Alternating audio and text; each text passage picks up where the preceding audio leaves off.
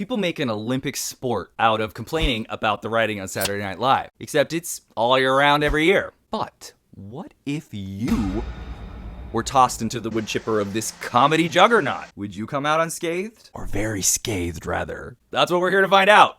Hi, I'm Jamie Benson, and as a writer, I've thankfully started booking more professional gigs.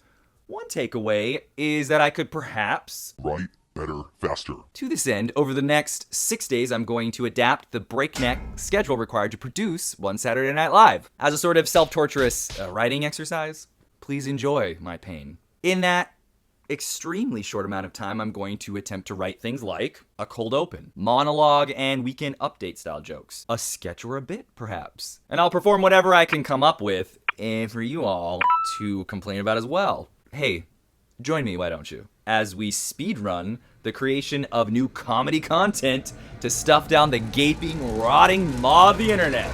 Let's go. Hey gang, I am attempting to unearth some cold open ideas, which means I have to bury myself alive under the rubble of the news media landscape. Hold my hand. What is baby grok? The Supreme Court allows Trump to fire 3 Democrats on consumer safety panel. He does not like safety or health freedom or from climate education.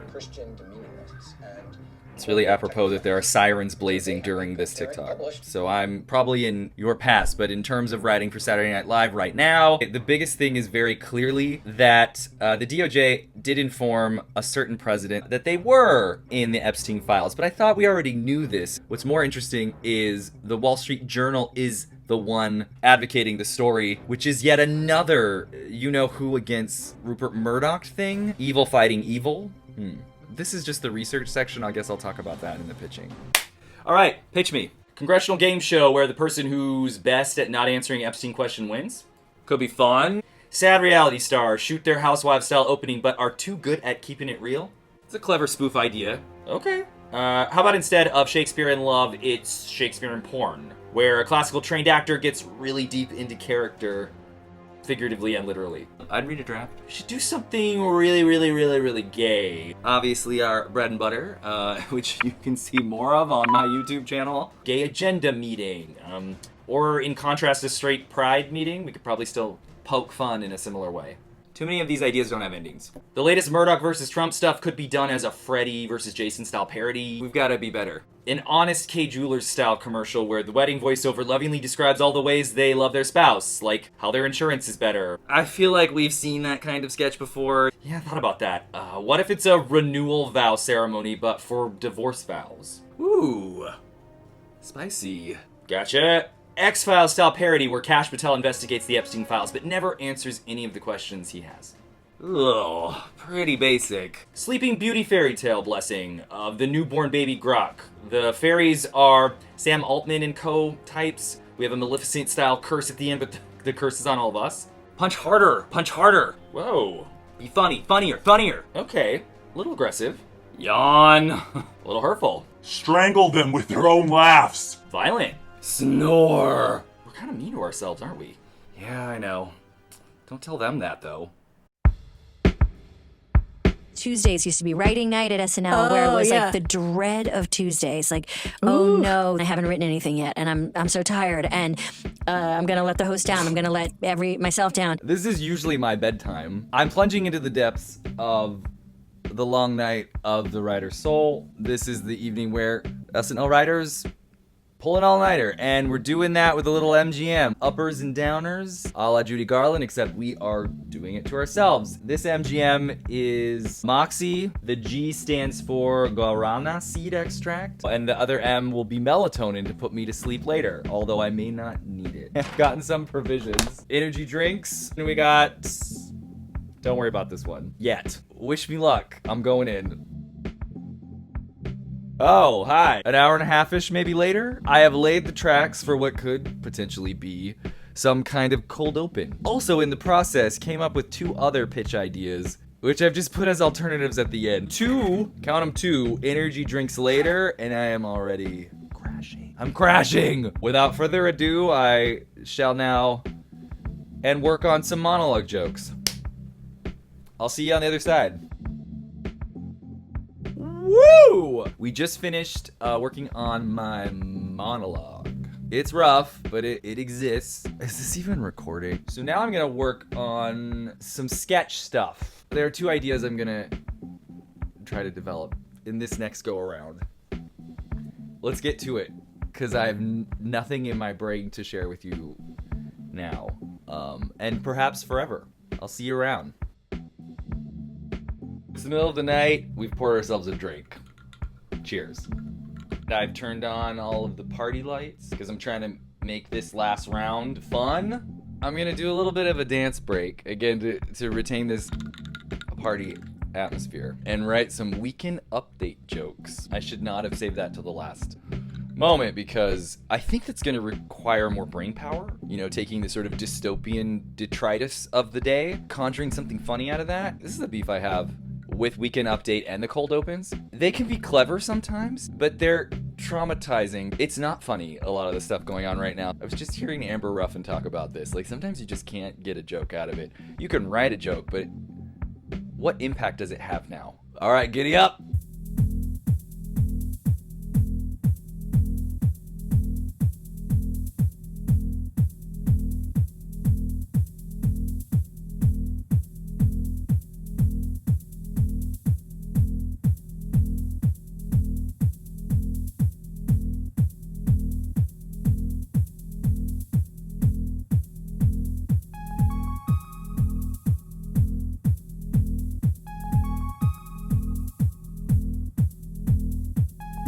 Oh shit, I'm still recording.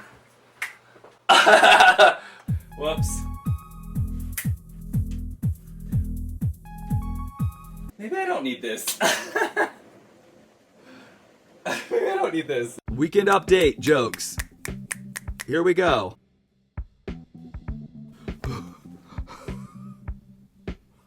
Good night, I'm going to bed. To my understanding, on day 3, 40 or so sketches are read around a big table over several hours. This is just, of course, to see how well the funny ideas translate to people living outside the writers' heads. Since, in this case, I have given myself the task of being the host, the writers, and the performers, essentially everyone that would be at that table, I've adapted this scenario to a writer's room style feedback session, also because I really need it. I've sent the 10 pages I wrote overnight to 3 very talented writers who you should get to know and follow. Let's go. Here's the first draft of the script, fueled by sleep deprivation, political despair, and Celsius energy drink. And here's everything you need to know in order to appreciate the feedback I'm about to get for it. We've got a cold open with the White House PR team in what I'm calling the situation room, melting down faster than the ice caps they don't believe in. To shake attention away from the fact that the president's name is in the Epstein files, they're throwing darts at a board filled with conspiracy theories and then combining them in increasingly ridiculous ways. At the end, Trump, with no other excuse as to why he's in the Epstein files, claims he was one of the victims. And we've got the monologue, a mashup of commenting on current events, an intro to who I am, mixed in with a few jokes from my dabblings in stand-up, including baggage straight men have about being gay, which does come up later. Then we've got a keeping it real sketch, a Real Housewives opening tagline style shoot, but the one being filmed is a little too honest about their existential dread, but still has to deliver it in a fun, bitchy way. There's a director type who manipulates this character in a bunch of different ways through a bunch of different takes to bring out their inner diva, and he's successful in the end. We've got our weekend update section. Whew, woof. These jokes are deceptively difficult to write. I'm drowning in placeholder jokes right now and hope the writing group can pull me out. I touch on things like Elon Musk's AI bot, Grok, becoming a white supremacist. There's another joke about a woman going through TSA smuggling turtles in her bra, to which I had a nothing throwaway punchline about Florida. Then we've got a sketch called Renewal Vows, which first appears to be a picturesque wedding vow renewal ceremony, and then revealed to be a divorce vow ceremony. It was an excuse to write petty and poetic reads between 2 exes, and I didn't really get further than that. And then lastly, we've got a straight pride meeting, where a lone man at a podium recounts a so-called traumatic encounter with a queer person, like it's a sermon about the evils of tossed salad and such. And that was it. On to the writing group.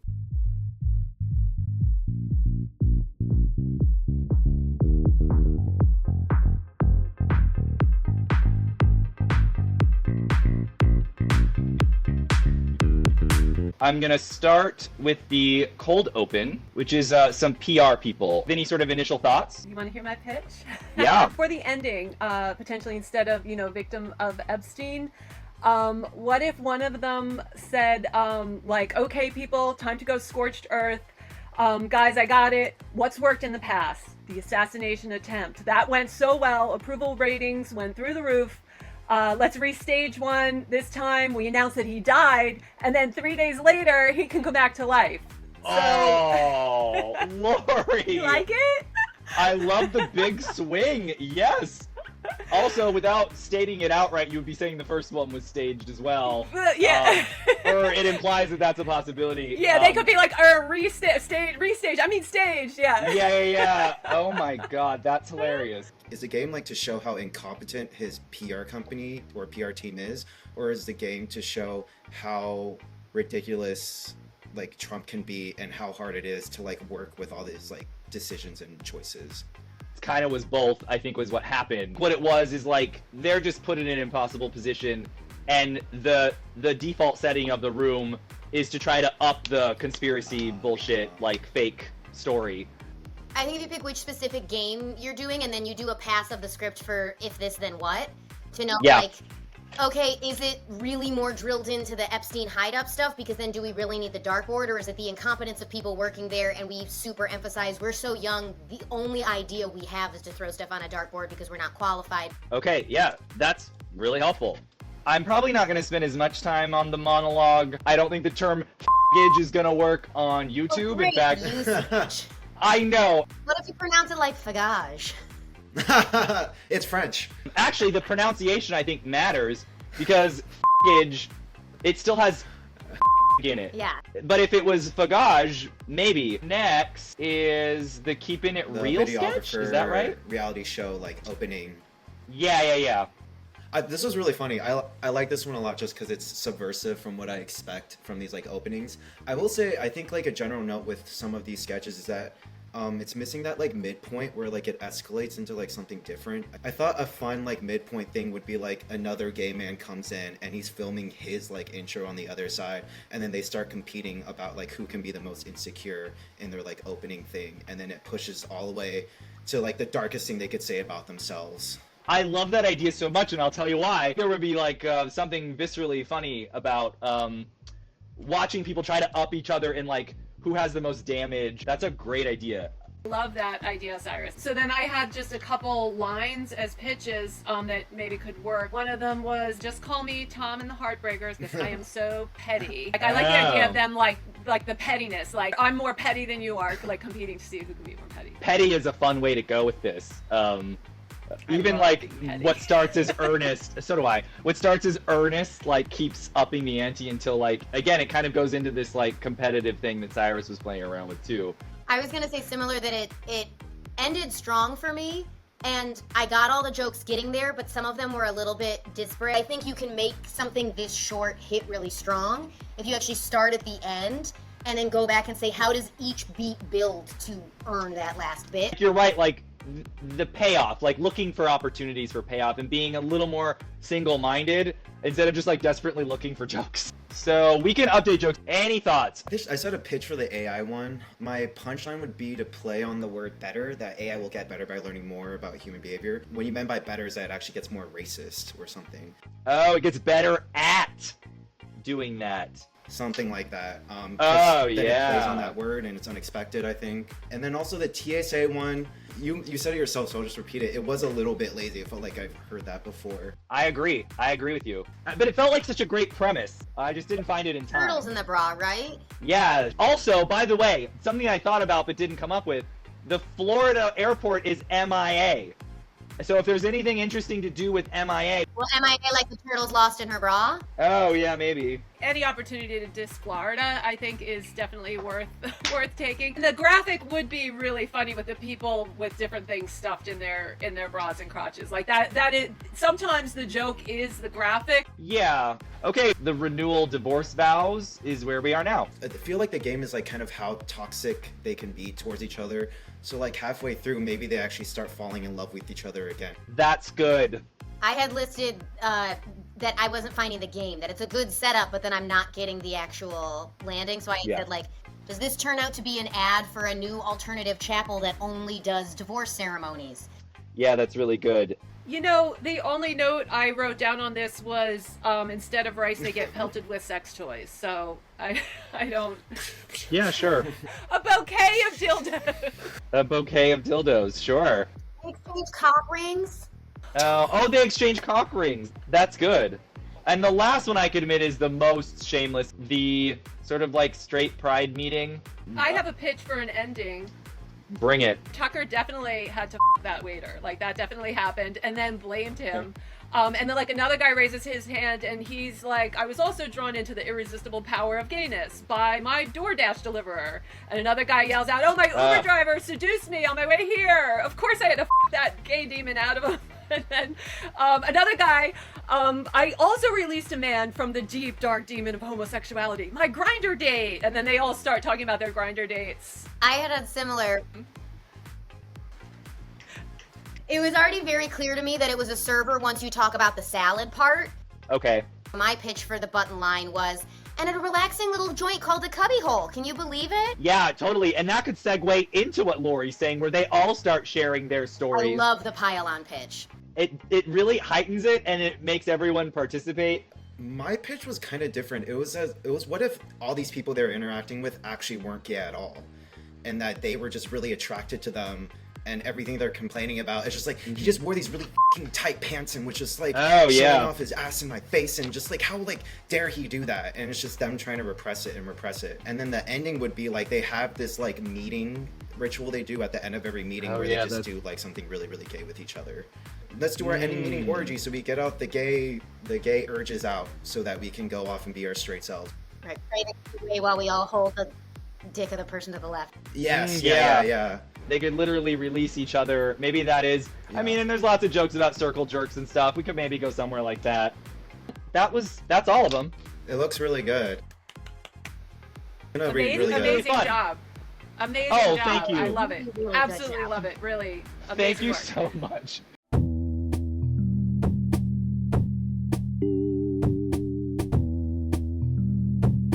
Okay, after a few hours of polishing with only mild self-loathing, here's where we're at. Cold open. I added a couple of Lori's killer ideas right at the very end. I didn't really touch the monologue, except I will be taking Katie's tip on how to perhaps say a particular word so YouTube doesn't demonetize me.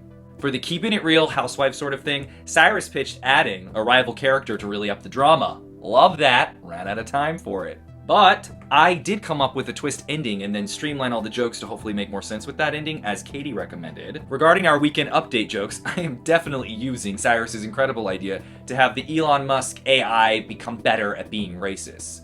Terrifying, funny. I didn't figure out the best way to implement Katie's MIA joke for our Turtle Bra lady, but I will try pushing the graphic a lot harder, as Lori so wisely noted. On to divorce vows. Didn't manage the whole they fall back in love arc, but I will be taking Katie's suggestion to turn it into a commercial. Nothing says love is dead like a sponsored message. And finally, the Straight Pride support group. Everyone wanted more characters with gay encounters, which is great, but time ran out. This sketch remains totally untouched. It's still very incomplete, and sadly, I'm cutting it, which might be the most SNL thing I could have done. If you want to see me finish it and post it later though, let a guy know. I'll do it. Now, on to pre-production.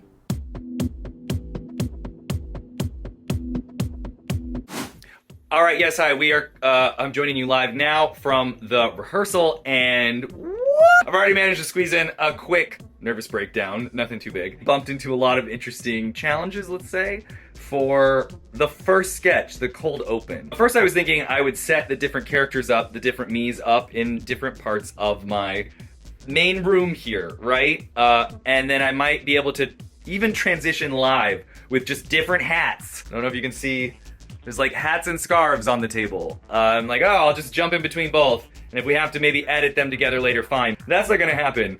What we're gonna do is we're gonna have two setups, I think. I think we're gonna have one setup with the green screen on this bookshelf draped down with the different PR characters talking and throwing balls. And then a different setup where they walk into frame and look at the targets that they hit, which will have scraps of paper pinned to them of all the different crazy talking points they might use. I'm going in again.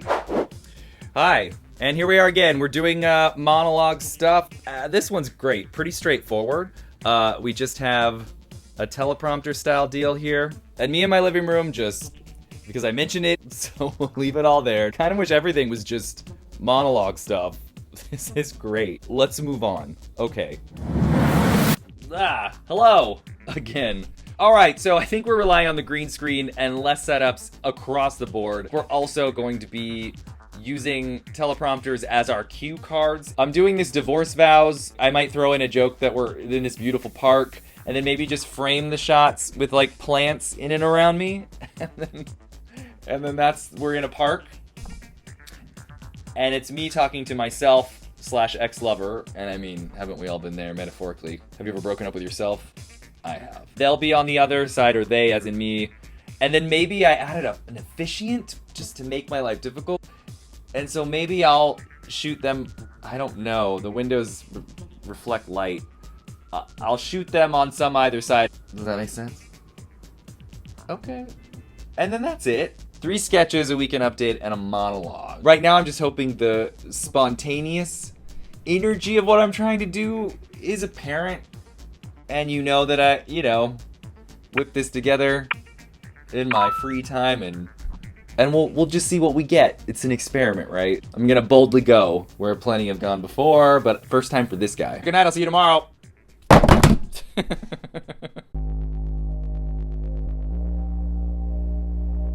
Hey gang.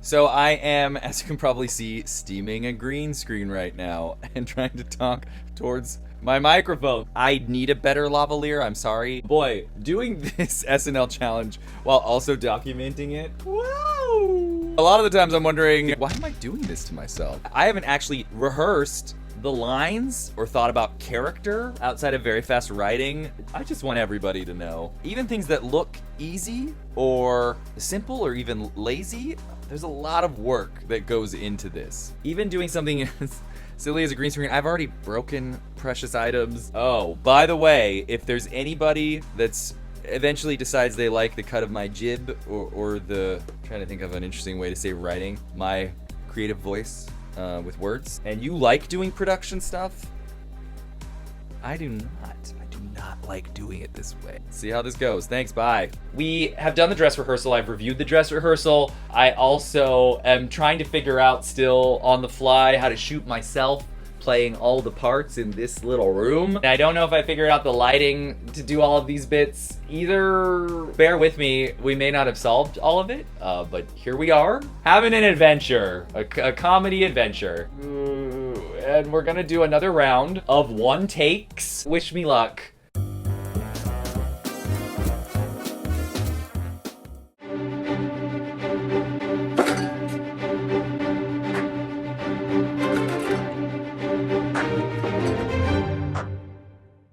Breaking news. The president claims he never had the pleasure of being invited to Epstein's Island, and also turned him down for it many, many times. He is now seeking a $100 million defamation suit against Webster's dictionary for including the word invite in that Marxist word Bible. Ugh.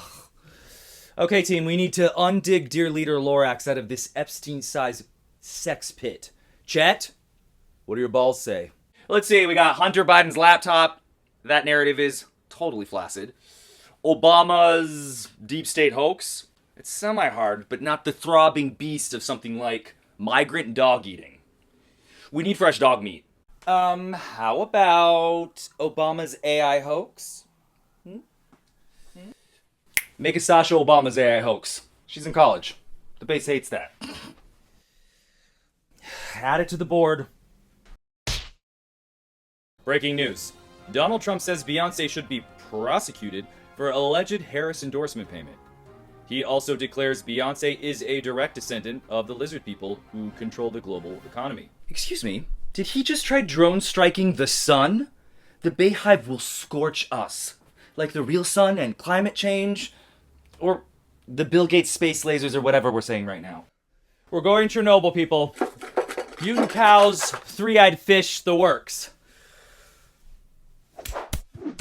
All right, we got Sex Equals Devil, George Soros, Antifa, Vulnerable Children, Cat Ladies, and Clone Army. Is that anything? Okay. The Epstein files are nothing more than George Soros erotic fanfic spread by Antifa cat scum to Musk's vulnerable clone child army? Jesus Christ. Do we have art for that? Breaking news. The president, in an unscheduled press conference held from the newly installed Big Beautiful Bouncy House, declares himself a victim of Jeffrey Epstein. I think that might actually work. He just won't quit. He's like if herpes had a podcast. All right, let's draft an official post. But if this doesn't work... Oh, and have him rise again 3 days later. Evil. I love it. And live from New York, it's Saturday night. Thank you. Wow. It is so great to be hosting Saturday Night Live. I imagine. I'm currently in my living room. Yes, hi, I'm Jamie Benson. Fun fact, I went to college for modern dance, which is the easiest and most expensive joke I've ever written. I've since moved on to comedy, which means I am a casualty of having supportive parents. Look, I know dance to comedy don't make no kind of sense, but neither does the world, right? With one political scandal after the other, a population addicted to conspiracy theories, and world leaders playing footsie with fascism, democracy is doing its own interpretive dance right now. There's lots of flailing, half the audience has walked out already, and everybody's confused. Christian USAID organizations in particular are confused by the massive funding cuts their hurricane relief programs have suffered. You know, the hurricanes they blame us queers for creating. I mean, come on. Could this cause hurricanes? It makes me mad. Because that's clearly true. But I'm capable of so much more, you guys. And that makes me mad. I mean, hurricanes? Pfft, child's play. It just means I'm not applying myself hard enough to other men's bodies. Because climate change isn't man-made. It's man-on man-made. And I think we deserve more credit for it, frankly. I mean, I guess it's all a moot point, really. Cornell researchers have found that straight people, technically, don't even really exist. Look that. The apocalypse is here, particularly for straight men, because they carry a lot of baggage about being perceived as gay. Or what I affectionately refer to as fagage. Now, fagage is that little homophobic voice in their heads that tells them to avoid pink, never cry, and stop pleasuring so many men. Which is unfair, because I think you can cry while pleasuring men. I've done the third legwork on this. Trust me. We have got a great show for you tonight. I'm here, so stick around. Oh, it's too much. Oh, sit down. Oh, yeah, we're gonna have fun, don't you worry. Probably. It'll probably be fun. So, Jameson, this is your tagline for the opening credits. It's TV, so we need an iconic first impression, all right? I'll try. Full disclosure, I don't like this kind of thing. I'm only doing it to bring attention to the vital work. Hit a pose, look in the camera, say what's on your mind, go. The death of truth in our country keeps me up at night. Great start. This time, you're at a party, having a blast. The death of truth in our country keeps me up at night. Okay, serve a hot take on something. Corporate oligarchs have turned our democracy into a subscription service, except only billionaires know the password. Spicy. If you're a freshman poli-sci major live tweeting from a Model UN, excuse me? That is highly reductive. What's that frontal lobe full of? Brains or reheated quotes from other Substack wannabes? Hey, I got a maybe from a local TEDx once. You'd be lucky to get a maybe from Tinder. Good. You fight on camera now, hotshot, instead of just being a walking LinkedIn request. My last Monday motivation post made a sales coordinator at Dave & Buster's cry. You make suburban moms feel better about their wine addiction. Yes, tap into that anger. Tell us what frustrates you about your career. As a privileged white guy, I should be more successful. Delicious. I'm so sorry. I'm usually much more intersectionally sensitive. No, you're a problematic little scamp now. Say it again with more sass. Make it a sexy secret. I don't know whether I haven't fulfilled my potential yet, or just suck at stuff. Shh. Like the shimmy. What does any of this have to do with the job? Trust the process. Tell us something else tragic about yourself. Sell it like an ice vendor on the Titanic. No matter how many degrees I get, my lust for validation will never be satiated. More gay, flamboyant. I'm like Tinkerbell. Yeah, tell us why. I'm a fairy that needs your clapping to survive. How does that make you feel? Use a metaphor with that smart ass of yours. Call me mugwort, bitch, because this herb is bitter. Perfect, we got it. You're going to be a star on NCC News Live. Wow, the new face for objective journalism. Cool. All right, next up, we need you to cry about climate change while we splice in footage of puppies alone in hot cars. Let's roast some dogs.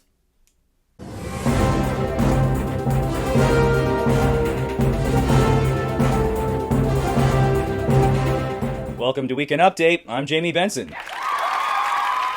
After a video showing the US president's ballooning cankles went viral, nurses flooded TikTok, proclaiming that the president likely has congestive heart failure, a serious condition made potentially fatal by a diet of fast food, stress, and salty liberal tears. In a completely unrelated move, McDonald's just launched their new presidential XXL Freedom Fries, which, as part of the McStrokey combo meal, comes with a double quarter pounder and cheese, Diet Coke IV, and a defibrillator toy for the kids. I'm loving it. Trump's EPA proposes to eliminate regulation for greenhouse gases, with Satan's little chipmunk, Lee Zeldin, stating that it will end uncertainty for automakers and begin a period of certain death for polar ice caps, lending credence to that classic old phrase, a rising tide lifts all yachts. The TSA just busted a woman smuggling turtles in her bra through a security checkpoint at Miami International Airport. The woman, finding opportunity in her newfound internet fame, has started her own line of emotional support bras. This year, Elon Musk's AI creation Grok revealed themselves to be a fan of Hitler, spewing white nationalist talking points like a Fox News chyron on Juneteenth. Musk argued that the AI will improve, though, by observing more human behavior. Since then, Grok has indeed improved at hiding their racist views. They're even booking gigs for it, writing that viral Sydney Sweeney jeans commercial for American Eagle. And now there's even Baby Grok for Kids, which comes preloaded with bedtime manifestos and a healthy distrust of diversity hiring. For Weekend Update, I'm Jamie Benson.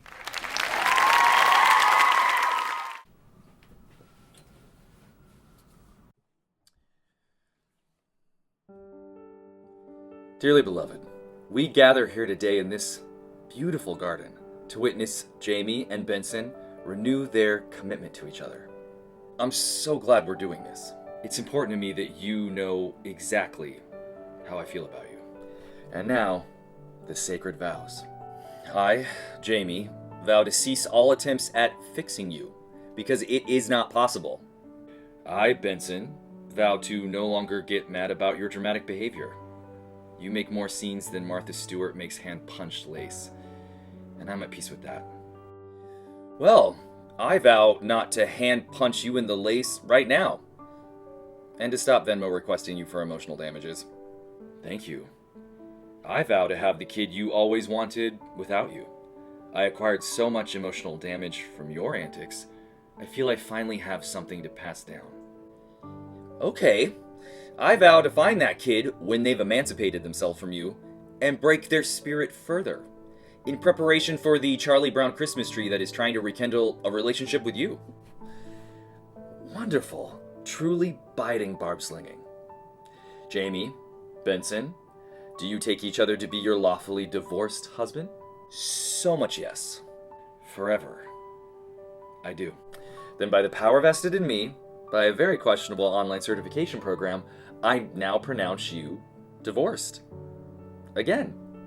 So healing. This was awesome. Thank you.